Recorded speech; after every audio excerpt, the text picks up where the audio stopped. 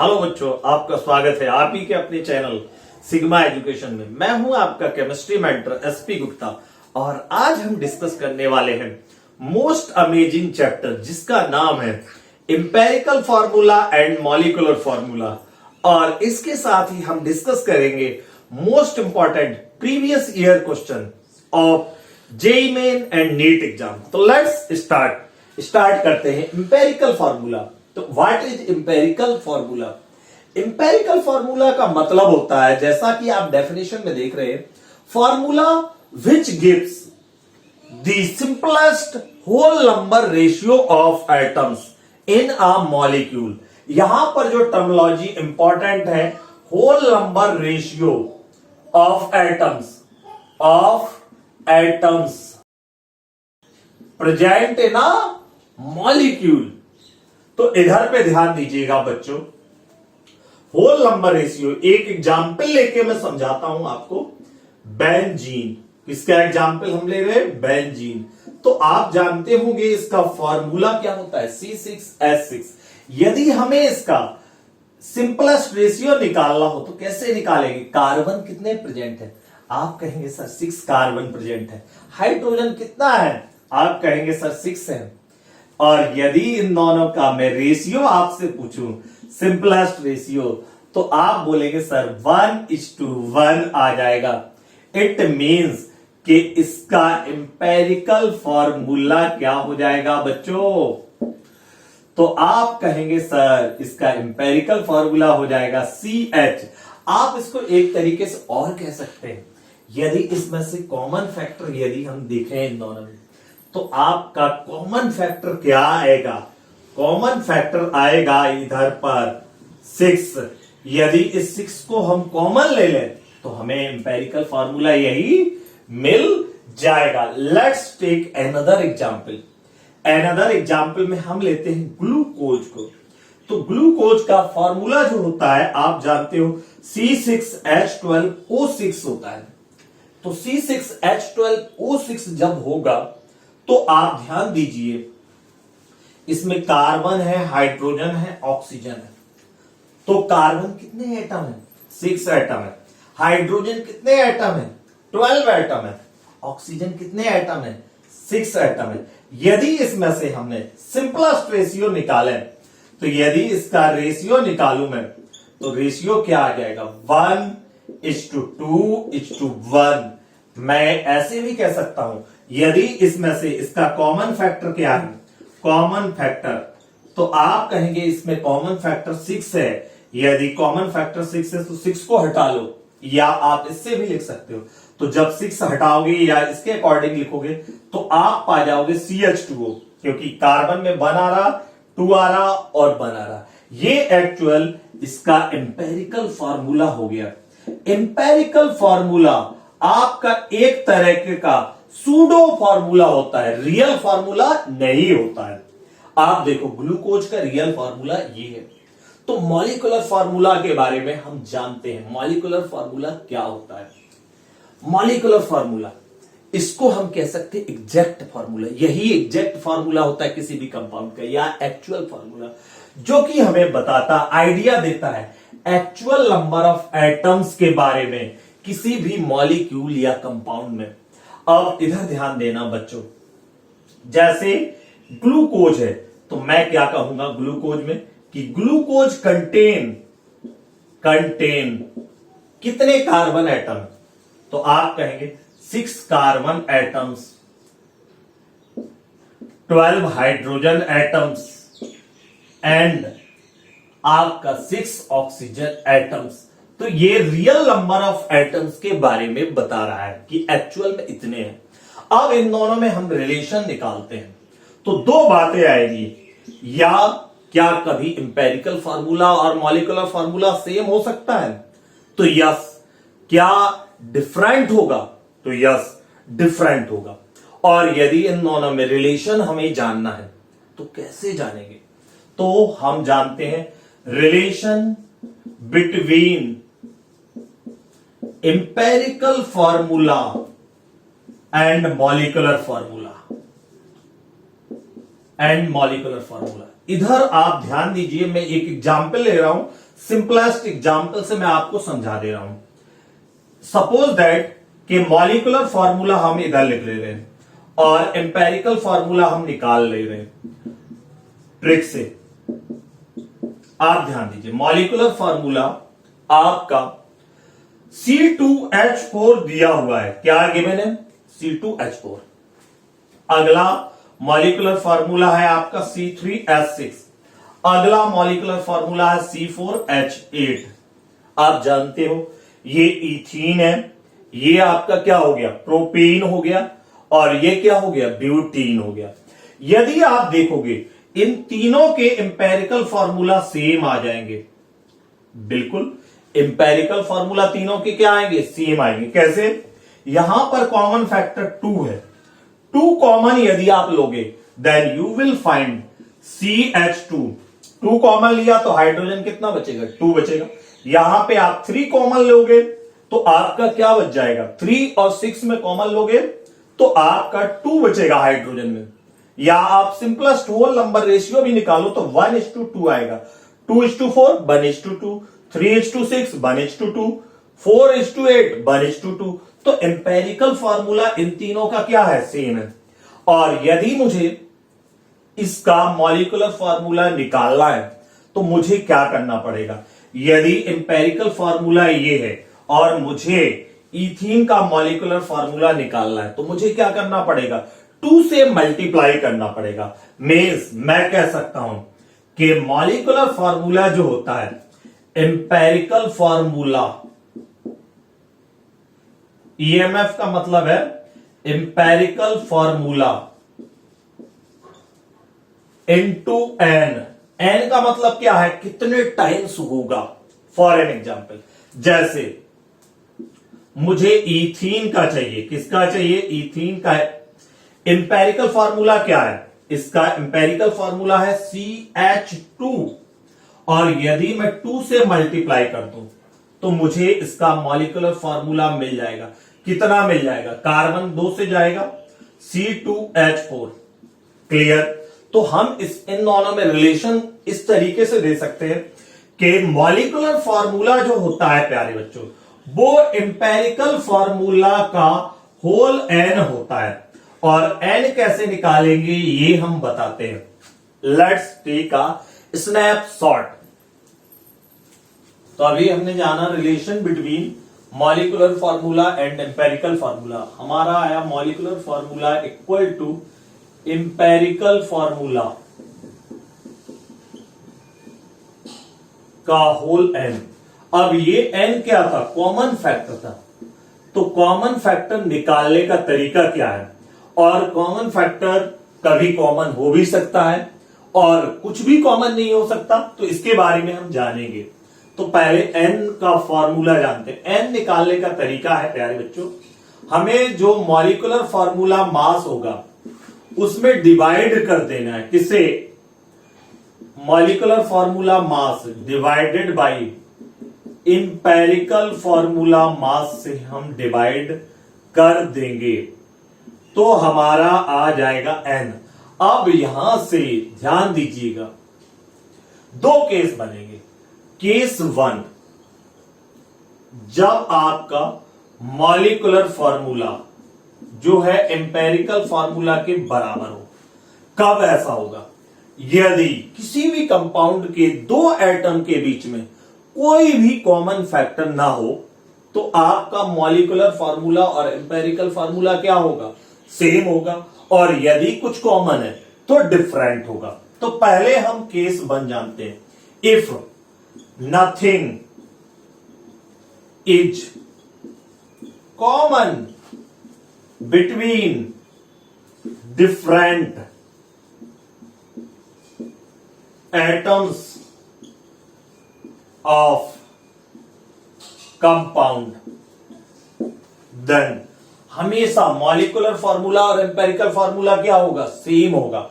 Example लेते हैं। Example में पहला एग्जाम्पल है हमारा सुक्रोज। सुक्रोज का आप फॉर्मूला जानते हैं C12H22O11। यहां पर यदि आप देखें तो कार्बन में 12 है, हाइड्रोजन में 22 है ऑक्सीजन में 11 है, इनके बीच कोई कॉमन फैक्टर नहीं आ रहा, तो यही सुक्रोज का क्या है, मॉलिक्यूलर फॉर्मूला है, और यही सुक्रोज का क्या है, एम्पेरिकल फॉर्मूला है। यदि आपसे पूछा जाए what is the empirical formula of sucrose, तो आप यही बोलेंगे, और यदि पूछा जाए मॉलिक्यूलर फॉर्मूला, तब भी आपका आंसर क्या होगा, यही होगा। यदि अगला मैं पूछूं कि H2CO3 का मॉलिक्यूलर फॉर्मूला और एम्पेरिकल फॉर्मूला क्या होगा, तो आप कहेंगे सर 213 में कोई कॉमन फैक्टर नहीं है, 213 कुछ भी कॉमन नहीं आ रहा, यहां हाइड्रोजन, कार्बन, ऑक्सीजन, हाइड्रोजन 2 है, कार्बन 1 है, 3, तो कुछ भी कॉमन नहीं है, और जब नथिंग इज कॉमन तो अब हमारा यही मॉलिक्यूलर फॉर्मूला होगा और यही हमारा क्या होगा, एम्पेरिकल फॉर्मूला होगा। तो ऐसे कंपाउंड जिसमें कुछ भी कॉमन नहीं है, उनका एम्पेरिकल फॉर्मूला और मॉलिक्यूलर फॉर्मूला क्या होगा, सेम होगा। अब केस टू क्या बनेगा, if there is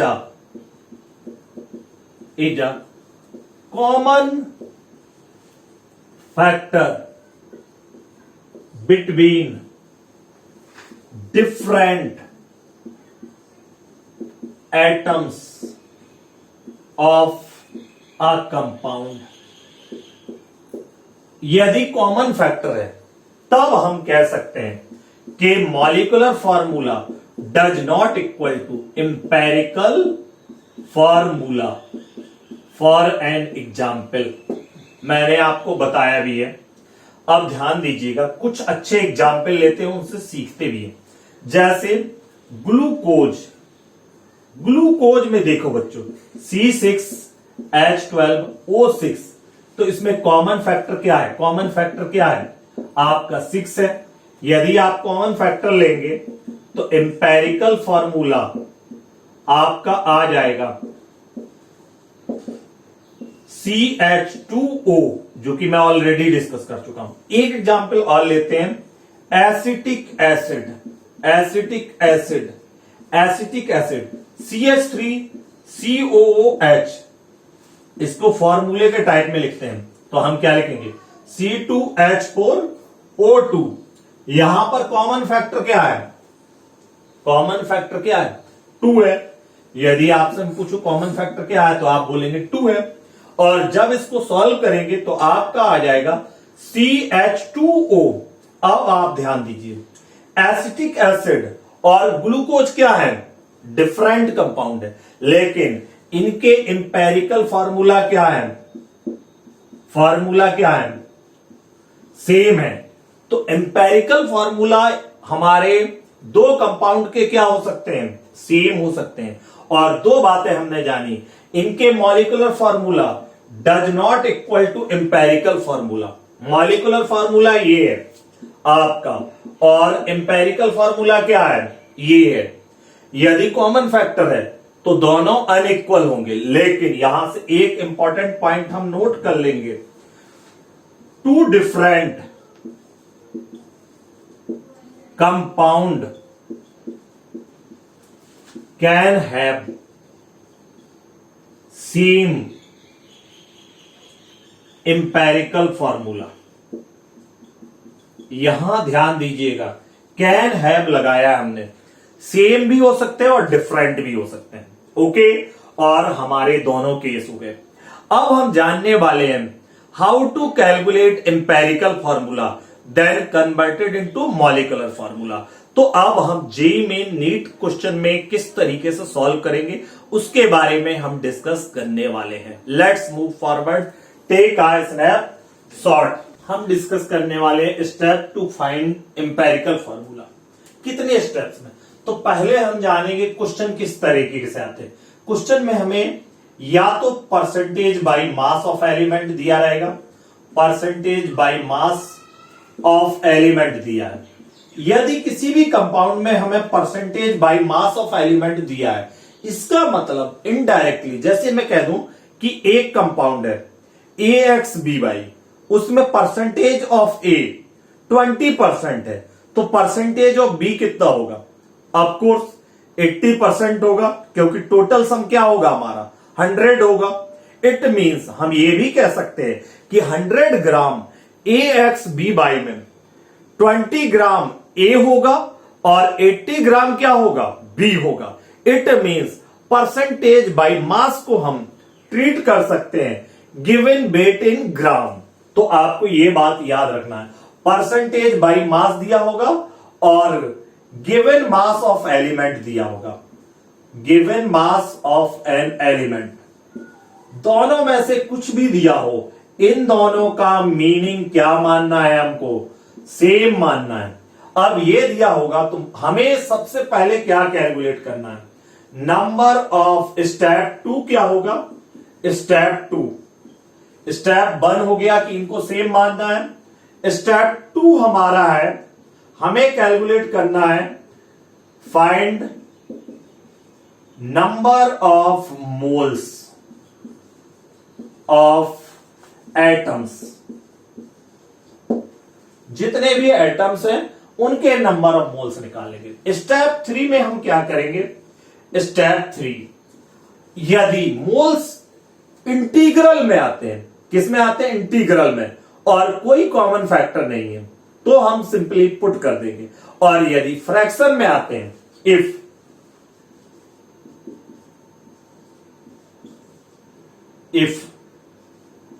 number of moles is in fraction, किसमें है? फ्रैक्शन में, then calculate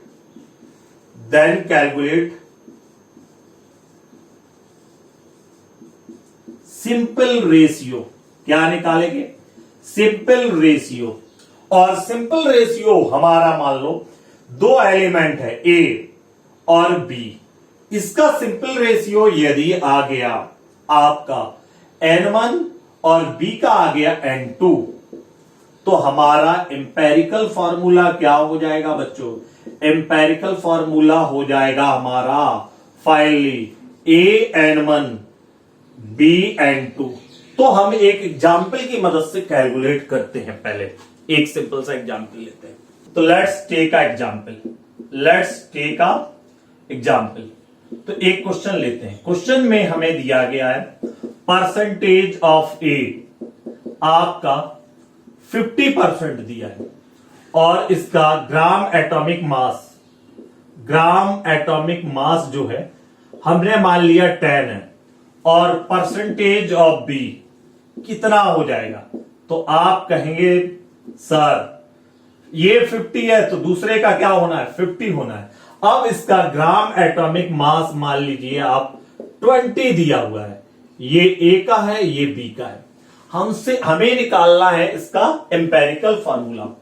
find empirical formula हमें फाइंड करना है। तो हमें परसेंटेज ऑफ ए दिया है, तो सबसे पहले हम करेंगे क्या? मोल निकालेंगे। तो मोल का फॉर्मूला हो जाएगा परसेंटेज एलिमेंट या वेट इन ग्राम, गिवन वेट। 2 बातें याद रखना यहां, चूंकि ये दोनों क्या है? सेम है। Divide by gram atomic mass. तो आपका ए के लिए निकालना है, किसके मोल निकालना है? हमें ए के मोल निकालना है। तो ए के मोल कितने हो जाएंगे बच्चों?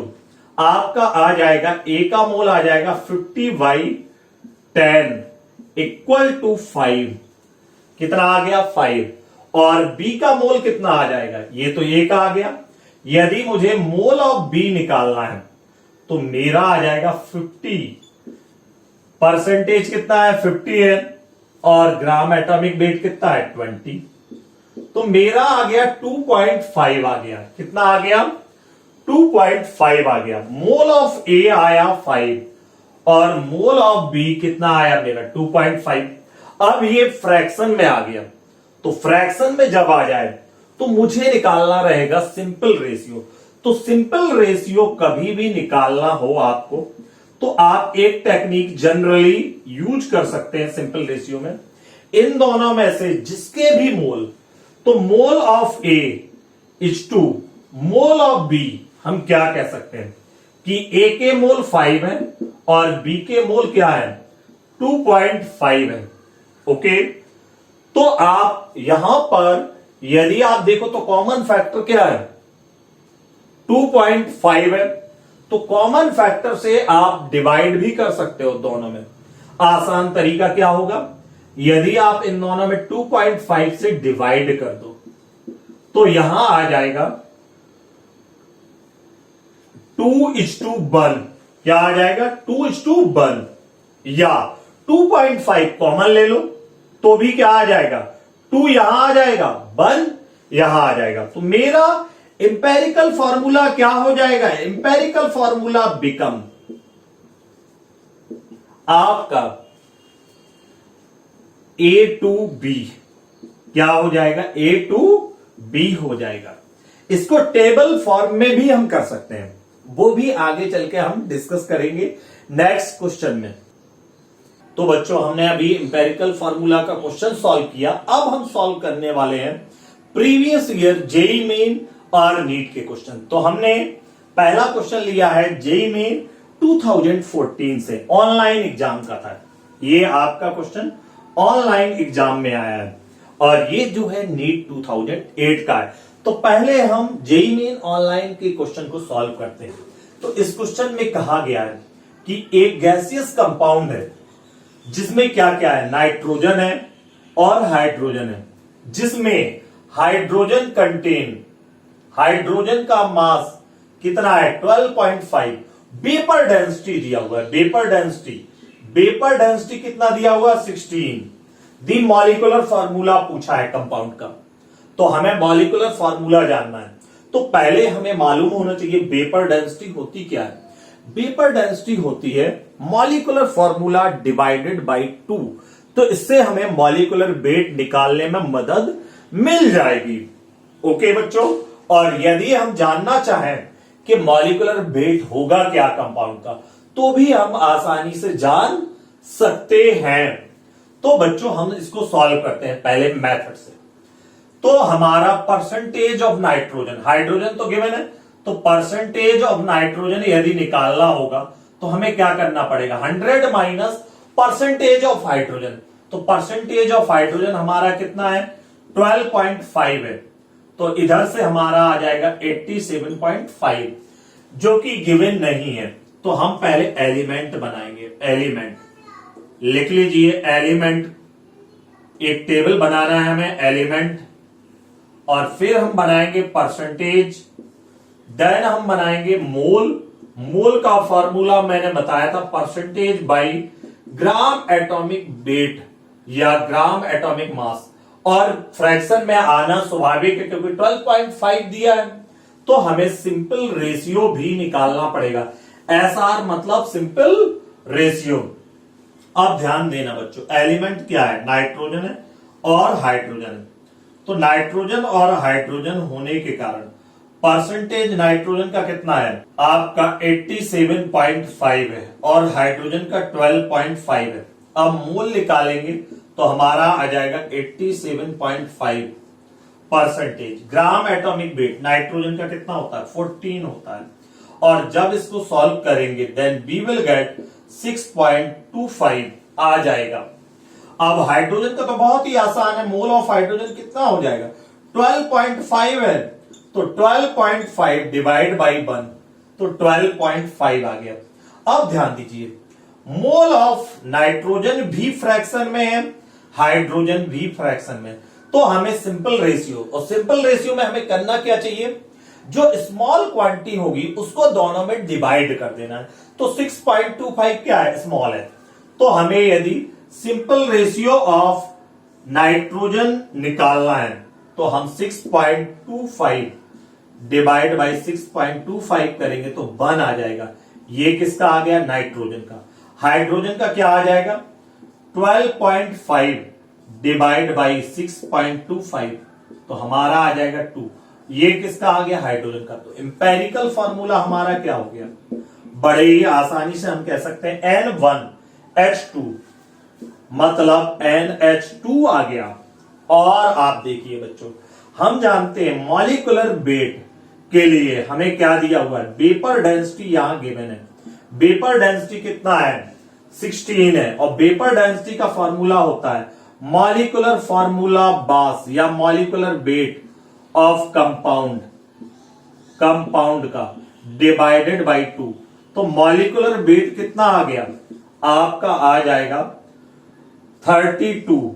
अब ध्यान दीजिए, एन निकालने का तरीका क्या मैंने बताया था, एम्पेरिकल फॉर्मूला मालूम है और मॉलिक्यूलर वेट मालूम है। तो एम्पेरिकल फॉर्मूला वेट हमारा कितना हो जाएगा, नाइट्रोजन का कितना होता है, यदि मैं कहूं एम्पेरिकल फॉर्मूला मास कितना हो जाएगा मेरा, नाइट्रोजन का होता है 14, हाइड्रोजन का कितना हो जाएगा 2।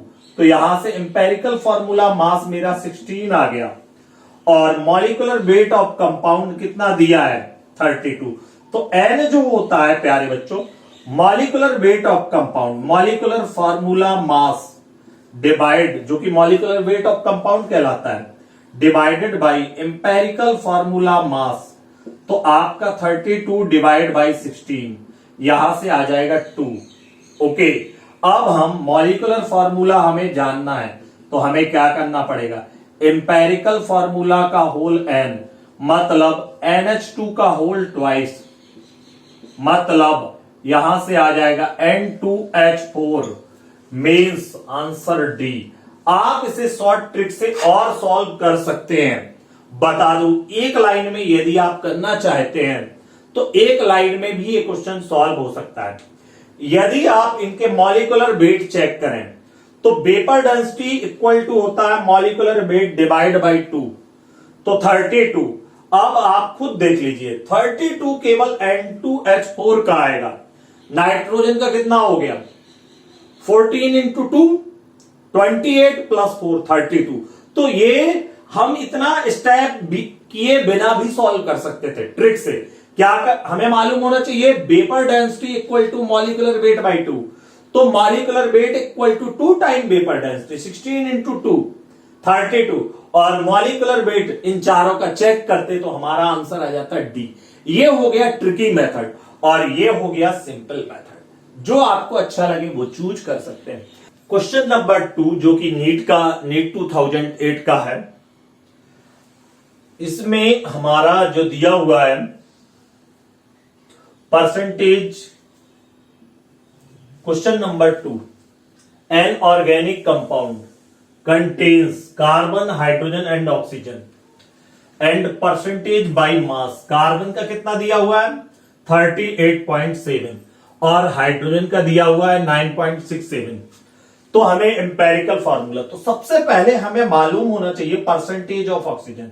तो हम जानते हैं कोई भी compound percentage of carbon, percentage of hydrogen plus percentage of oxygen, सभी का सम कितना होना चाहिए 100 होना चाहिए।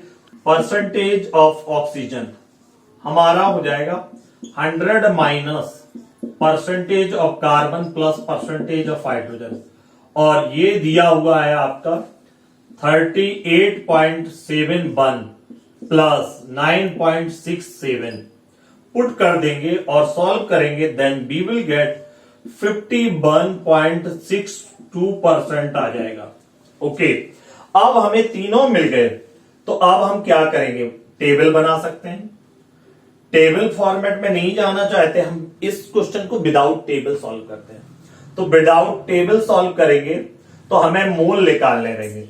तो मोल ऑफ कार्बन कितने हो जाएंगे 38.71 डिवाइड बाय 12। तो जब इसको सॉल्व करेंगे देन वी विल गेट 3.22 आ जाएगा अप्रोक्सीमेट में। मोल ऑफ कार्बन कितने आ जाएंगे आपके 3.22 आ जाएंगे। ये हमारा कार्बन का परसेंटेज है डिवाइड बाय कार्बन के एटॉमिक मास, हमारे मोल आ गए। अगला मोल ऑफ हाइड्रोजन कितने आ जाएंगे 9.67। तो 1 से डिवाइड करना है, ये तो 9.67 ही रहेगा। अब मोल ऑफ ऑक्सीजन निकालना है। मोल ऑफ ऑक्सीजन आपका 51.62 डिवाइड बाय 16 इंटू 3 लगभग आ जाएगा, इसी के अप्रोक्सीमेट आएगा 3.22। अब ध्यान दीजिए, इन दोनों क्वांटिटी में हमें निकालना है सिंपल रेशियो। क्या निकालना है? Simple ratio. तो मोल में जब कभी भी हमें सिंपल रेशियो निकालना हो तो हमें जो स्मॉलेस्ट नंबर हो उसको डिवाइड कर देना चाहिए। तो आपका जब हम डिवीजन करेंगे आपका, तो हमारा आ जाएगा सिंपल रेशियो में, सिंपल रेशियो निकालते वक्त आपका इसमें कार्बन, हाइड्रोजन और ऑक्सीजन में 3.22 और हाइड्रोजन का कितना है 9.67 और इधर 3.22। तो ये कॉमन है, मतलब कॉमन ले लीजिए या डिवीजन कर दीजिए। तो यहां आएगा 1 और 3 इंटू 3, तो यहां आ जाएगा 3 और यहां पे आ जाएगा बच्चों 1। तो यहां से हमारा एम्पेरिकल फॉर्मूला आ गया। क्या आ गया? एम्पेरिकल फॉर्मूला हमारा आ जाएगा CH3O। मतलब आपका सी पार्ट क्या है हमारा? करेक्ट है। तो ये दो क्वेश्चन थे जेईई मेन एंड नीट के, क्लियर। तो आपने देखा कि हम some time directly molecular weight check करके भी इसके क्वेश्चन सॉल्व कर सकते हैं। Hit the like button, share and subscribe. मिलते हैं नेक्स्ट लेक्चर में, तब तक के लिए बाय बाय।